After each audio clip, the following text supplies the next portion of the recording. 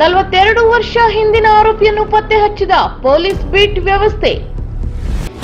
ಕಬ್ಬಿನ ಗಾಣ ಕದ್ದ ಆರೋಪಿಯ ಮಾಹಿತಿ ತೆಗೆದ ಬೀಟ್ ವಾಟ್ಸ್ಆಪ್ ಗ್ರೂಪ್. ಅದೊಂದು 42 ವರ್ಷಗಳ ಹಿಂದಿನ ಘಟನೆ. ಆದರೆ ಆ ವೇಳೆಗೆ ಆರೋಪಿಗಳನ್ನ ಕಂಡುಹಿಡಿಯಲು ತಂತ್ರಜ್ಞಾನ ಇರಲಿಲ್ಲ. ಆದರೆ ಪೊಲೀಸ್ ಇಲಾಖೆಯಲ್ಲಿ ಯಾವುದೇ ಪ್ರಕರಣ ದಾಖಲಾದರೂ ಆರೋಪಿಗಳನ್ನು ನ್ಯಾಯಾಲಯದ ಮುಂದೆ ನಿಲ್ಲಿಸಲೇಬೇಕು. ಆದರೆ 1982ರಲ್ಲಿ ಯಲ್ಲಾಪುರದಲ್ಲಿ ನಡೆದ ಕಳ್ಳತನದ ಆರೋಪಿಯ ಮಾಹಿತಿಯೊಂದು 42 ವರ್ಷಗಳ ನಂತರ ಸಿಕ್ಕಿದೆ. ಇದು ನಡೆದಿದ್ದು ಯಲ್ಲಾಪುರ ಪೊಲೀಸ್ ಠಾಣೆಯ ವ್ಯಾಪ್ತಿಯಲ್ಲಿ.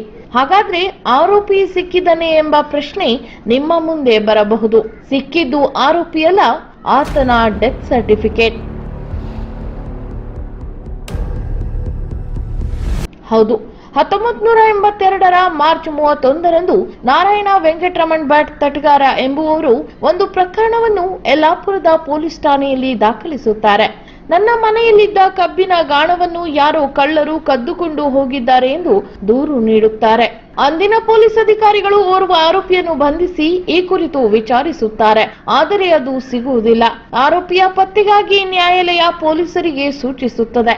ಆದರೆ ಅಂದು ಮೊಬೈಲ್, ವಾಟ್ಸ್ಆಪ್ಗಳು ಇರಲಿಲ್ಲ.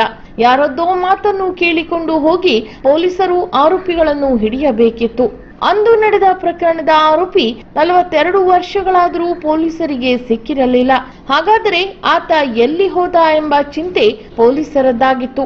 ಅಂದು ನಡೆದ ಪ್ರಕರಣ ಪೊಲೀಸ್ ರೆಕಾರ್ಡ್ನಲ್ಲಿ ನ್ಯಾಯಾಲಯದಲ್ಲಿ ನಡೆಯುತ್ತಲೇ ಇತ್ತು. ಆದರೆ ಕಾಲ ಬದಲಾಗಿದೆ. ಇಂದು ತಂತ್ರಜ್ಞಾನವೂ ಬದಲಾಗಿದೆ. ಪೊಲೀಸ್ ವ್ಯವಸ್ಥೆಯಲ್ಲೂ ಭಾರಿ ಬದಲಾವಣೆಯಾಗಿದ್ದು, ಕೊನೆಗೂ ಯಲ್ಲಾಪುರ ಪೊಲೀಸರು ಆರೋಪಿಯನ್ನು ಪತ್ತೆ ಹಚ್ಚಿದ್ದಾರೆ. ಪೊಲೀಸ್ ಬೀಟ್ ಗ್ರೂಪ್ನಿಂದ ಸಿಕ್ಕ ಆರೋಪಿ. ಇದೀಗ ಪೊಲೀಸ್ ಇಲಾಖೆ ಬೀಟ್ ವ್ಯವಸ್ಥೆ ಮಾಡಿ ಅಲ್ಲಲ್ಲಿ ಪೊಲೀಸ್ ಸಿಬ್ಬಂದಿಗಳನ್ನು ನೇಮಿಸಿದೆ. ಆ ಪೊಲೀಸರು ಬೀಟ್ ವಾಟ್ಸ್ಆಪ್ ಗ್ರೂಪ್ ರಚಿಸಿ ಸ್ಥಳೀಯರನ್ನು ಸೇರಿಸಿಕೊಂಡು ಅಲ್ಲಿಯ ಆಗುಹೋಗುಗಳ ಮಾಹಿತಿಯನ್ನು ಪಡೆಯುತ್ತಾರೆ. ಅದೇ ರೀತಿ ಪ್ರಕರಣದ ಆರೋಪಿಯ ಫೋಟೋ ಕಳುಹಿಸಿ ಈತನ ಬಗ್ಗೆ ಮಾಹಿತಿ ಇದ್ದರೆ ತಿಳಿಸಿ ಎಂದು ಸಂದೇಶವೊಂದನ್ನು ಬಿಡಲಾಗುತ್ತದೆ. ಈತನ ಪರಿಚಯ ಇದ್ದವರು, ಮಾಹಿತಿ ಇದ್ದವರು ಪೊಲೀಸರಿಗೆ ಕುಟುಂಬದ ಮಾಹಿತಿಯನ್ನು ನೀಡುತ್ತಾರೆ. ನಂತರ ಶುರುವಾಗುವುದು ಪೊಲೀಸರ ಕಾರ್ಯಾಚರಣೆ.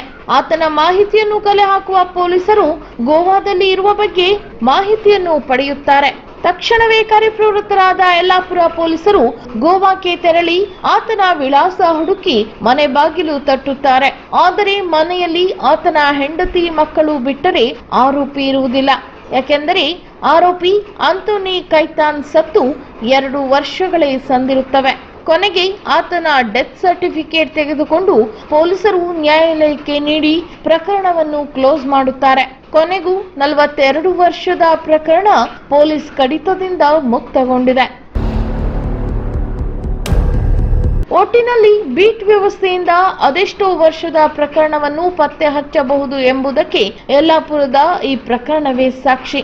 ಈ ಕಾರ್ಯಾಚರಣೆಯಲ್ಲಿ ಎಸ್ಪಿ ನಾರಾಯಣ್ ಹಾಗೂ ಡಿಎಸ್ಪಿ ಗಣೇಶ್ ಕೇಲ್ ಅವರ ಮಾರ್ಗದರ್ಶನದಲ್ಲಿ ಯಲ್ಲಾಪುರ ಪಿಐ ರಮೇಶ್ ಹಾನಾಪುರ, ಪಿಎಸ್ಐಗಳಾದ ಸಿದ್ದು ಗುಡಿ, ನಿರಂಜನ್ ಹೆಗಡೆ, ಸಿಬ್ಬಂದಿಗಳಾದ ಶಫಿ ಶೇಖ್, ಮಹೇಶ್ ಪಾಟೀಲ್, ಪರಶುರಾಮ್ ಕಾಳೆ ಹಾಗೂ ಶೋಭಾ ನಾಯ್ಕ್ ಪಾಲ್ಗೊಂಡಿದ್ದರು.